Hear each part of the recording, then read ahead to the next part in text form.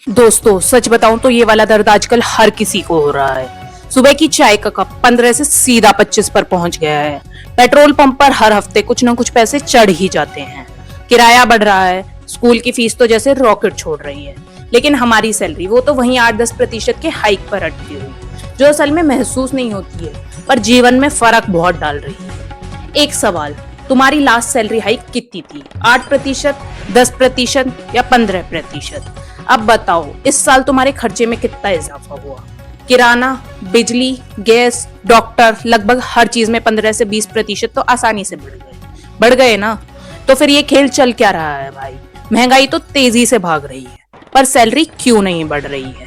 मैं हूं निशा और आप देख रहे हैं द निशा गर्ग। और आज इस वीडियो में हम सच्चाई को बिल्कुल सीधे साधे तरीके से डेटा के साथ खोल कर रख देंगे। अंत तक जरूर देखना, क्योंकि लास्ट में कुछ प्रैक्टिकल टिप्स भी दूंगी जो तुम्हारी लाइफ में असली इम्पैक्ट ला सकती है। लाइक कर दो, सब्सक्राइब कर लो और कमेंट में अपनी सैलरी हाइक बता कर जाना कि कितनी मिली और कितनी मिलनी चाहिए थी। कल ही एक दोस्त ने बोला, निशा पहले महीने के आखिरी में थोड़ा बहुत बच जाता था, अब तो सेविंग्स बिल्कुल जीरो हो जाती हैं। सैलरी बढ़ी तो पर जेब पूरी खाली है।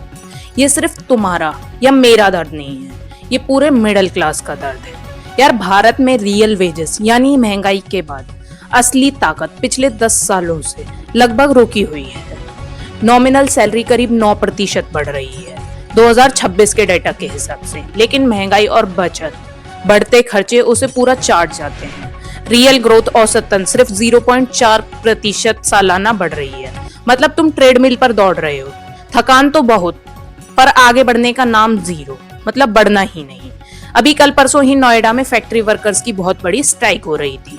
हरियाणा सरकार ने नॉमिनल वेज में मिनिमम 35% बढ़ोतरी कर दी है, तो नोएडा के मजदूर भाई लोग सड़क पर उतर आए। हमारे साथ भी वही करो। वहां वर्कर्स अभी भी 13 से 15 हजार के आसपास कमा रहे हैं, जबकि हरियाणा में यही आंकड़ा 18,000 से 19,000 तक पहुंच चुका है। महंगाई तो दोनों जगह एक जैसी है ना, लेकिन पेमेंट का गैप देखो। प्रदर्शन कुछ जगहों पर हिंसक भी हो गया। गाड़ियां जलाना, पथराव, पुलिस को आंसू गैस तक छोड़नी पड़ी। ये दिखाता है नीचे वाले लेवल पर फ्रस्ट्रेशन कितनी ज्यादा है। मिडिल क्लास तो ट्रेडमिल पर कैसे न कैसे एडजस्ट कर लेता है, वो चुपचाप दौड़ रहा है। लेकिन लेबर क्लास अब चुप नहीं रहेगा, वो खुलकर इस मुद्दे पर बोल रहा है। हम भी महंगाई में जी रहे हैं, हमें भी जीने का हक दो, हमें भी उतनी सैलरी दो कि हम इस महंगाई में सरवाइव कर सकें। पहला सवाल, महंगाई बढ़ क्यों रही है? महंगाई बढ़ने के दो मुख्य कारण होते हैं, कॉस्ट पुल इन्फ्लेशन और demand pull inflation. Cost pull inflation होता है कि जब चीजें बनाने का खर्च बढ़ जाता है तो दुकानदार या कंपनियां दाम बढ़ा देती हैं और हमें सब कुछ महंगा मिलने लगता है। जैसे मान लो पेट्रोल महंगा हो गया, पेट्रोल महंगा होगा तो सामान लाने ले जाने का खर्चा बढ़ जाएगा। खर्चा बढ़ेगा लाने ले जाने का, तो दुकानदार बोलेगा भाई मेरा खर्च बढ़ गया है, मुझे भी दाम बढ़ाने पड़ेंगे। बस ऐसे ही धीरे धीरे हर चीज महंगी होने लग जाती है। यही कॉस्ट पुल इन्फ्लेशन है। अब दूसरा समझते हैं, demand pull inflation. Demand pull inflation का मतलब होता है जब लोगों की मांग तो ज्यादा होती है, लोग खरीदना तो ज्यादा चाहते हैं, लेकिन सामान उतना नहीं होता है, तो दाम बढ़ जाते हैं। जैसे कोई नया फोन आया तो सब लोग उसे खरीदना तो चाहते हैं, लेकिन स्टॉक उतना है ही नहीं, कंपनी उतना प्रोड्यूस कर ही नहीं रही है, तो उसके दाम बढ़ जाएंगे। दुकानदार बोलेगा डिमांड ज्यादा है तो दाम बढ़ा ही देता हूँ। तो फिर त्योहारों में दुकानदार, मिठाई वाले भैया भी ऐसे ही करते हैं। मांग अचानक बढ़ जाती है चीजों की, तो मिठाई वाले भैया, स्टॉक लाइट वाले भैया सब दाम बढ़ा देते हैं, तो कीमतें ऊपर चली जाती हैं। यही डिमांड पुल इन्फ्लेशन है। 2026 में कॉस्ट पुल इन्फ्लेशन 3 से 5% के बीच घूम रही है, लेकिन रोजमर्रा की चीजें, किराया, स्कूल, डॉक्टर, गैस में असली मार पड़ रही है। एक मजेदार लेकिन दुखद बात, कंपनियों के प्रॉफिट्स तो बढ़ रहे हैं, लेकिन वो वेजेस में नहीं जा रहे हैं, वो उनके मुनाफे के अकाउंट में जा रहे हैं। कॉर्पोरेट प्रॉफिट्स जीडीपी का बड़ा हिस्सा बन गए हैं, लेकिन वर्कर्स का शेयर नहीं बढ़ रहा है। इससे आम लोगों की खरीदारी में कमी आ रही है, खरीदारी एकदम धीमी पड़ गई है। अब असली सवाल, सैलरी नहीं बढ़ रही है। पहला, बहुत ज्यादा लेबर उपलब्ध है। भारत में वर्किंग एज पॉपुलेशन भारी है, जॉब्स उतनी है नहीं, कंपटीशन हाई है, तो कंपनियां कहती हैं ये नहीं तो कोई और कम सैलरी में मिल ही जाएगा, वो अच्छा काम भी करेगा और सैलरी भी कम लेगा, कंपनी पे कॉस्ट का प्रेशर भी कम होगा। दूसरा, प्रोडक्टिविटी और स्किल्स का गैप। कई जॉब्स में प्रोडक्टिविटी धीरे बढ़ रही है। कंपनियां अब स्किल बेस पे दे रही हैं। एआई, डिजिटल स्किल्स वालों को ज्यादा, बाकियों को औसतन।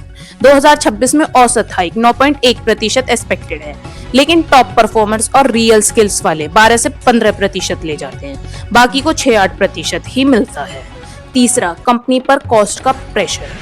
नए लेबर लॉ आ गए हैं, ऊपर से कंप्लायंस का खर्चा बढ़ गया है। कंप्लायंस इतने कॉम्प्लिकेटेड हो गए हैं। ग्लोबल माहौल में थोड़ा अनिश्चितता है, तो कंपनियां पहले से ज्यादा सावधानी बरत रही हैं। क्योंकि लोग नौकरी कम बदल रहे हैं, ऑस्ट्रिशन कम है, तो कंपनियों पर सैलरी हाइक देने का दबाव कम हो गया है। चौथा, रियल वेज स्टेगनेंट का पुराना इतिहास। 2015-16 के बाद रूरल वेजेस लगभग फ्लैट हैं। फॉर्मल सेक्टर में भी रियल ग्रोथ बहुत कम हुई है। मतलब तुम्हारा बॉस अकेला नहीं बदल रहा है, इकोनॉमी का स्ट्रक्चर ही ऐसा हो गया है। प्रॉफिट कंपनियों के और रिस्क और महंगाई तुम्हारा। मतलब लड्डू कोई और खा रहा है और उसको बनाने और बर्तन मांजने का तुम्हारे हिस्से आ रहा है। आईटी, जीसीसीएस में हाइक्स बेहतर हैं, 10% प्लस जा रहे हैं, लेकिन traditional jobs, SMEs, informal sector में स्ट्रगल ज्यादा है। गवर्नमेंट वाले को तो डीए मिल जाता है, लेकिन प्राइवेट हिस्से में सिर्फ नेगोशिएशन आता है। 2026 में भी ऐसी ही ट्रेड मिल चल रहा है। नॉमिनल 9.1% है, रियल में बहुत कम। मिडिल क्लास पूरा ट्रेड मिल पर ही दौड़ रहा है। अब फ्रस्ट्रेशन छोड़ो, कुछ एक्शन लो। कुछ एक्शन मैं बताती हूँ आपको क्या लेने चाहिए। पहला, स्किल्स अपग्रेड करो। हर साल कुछ नया सीखो। AI, data, digital marketing, coding और बहुत कुछ। ये तुम्हें हाई पे वाली कैटेगरी में ले जाएगा। दूसरा, साइड इनकम शुरू करो। फ्रीलैंसिंग, कंटेंट बनाना, छोटे इन्वेस्टमेंट, सैलरी पर अकेले मत टिको, नए इनकम के सोर्स बनाओ। तीसरा, स्मार्ट बजटिंग। 50-30-20 रूल फॉलो करो। महंगाई वाले खर्चे अच्छे से ट्रैक करो। चौथा, नेगोशिएशन। अप्रेजल में सिर्फ परफॉर्मेंस नहीं, मार्केट रेट और कंपनी प्रॉफिट्स का डेटा लेकर जाओ। पांचवा, इन्वेस्टमेंट। इन्फ्लेशन को हराने के लिए equity, mutual fund, gold, long term सोचो। छठा, वॉइस उठाओ। कंपनियों और सरकार से बेहतर वेज पॉलिसी मांगो। दोस्तों, असली बदलाव तब आएगा जब हम खुद बेहतर बनेंगे और सिस्टम को थोड़ा पुश करेंगे।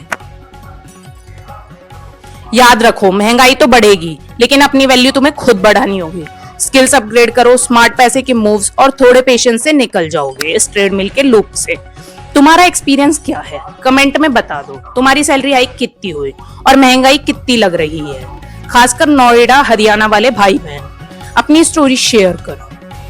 वीडियो अच्छी लगे तो लाइक कर दो, दोस्तों के साथ शेयर करो जो इस ट्रेडमिल पर दौड़ रहे हैं। चैनल को सब्सक्राइब कर लो, बेल आइकन दबाना ना भूलना। मिलते हैं अगले वीडियो में, तब तक के लिए tata bye bye, signing off. जय हिंद।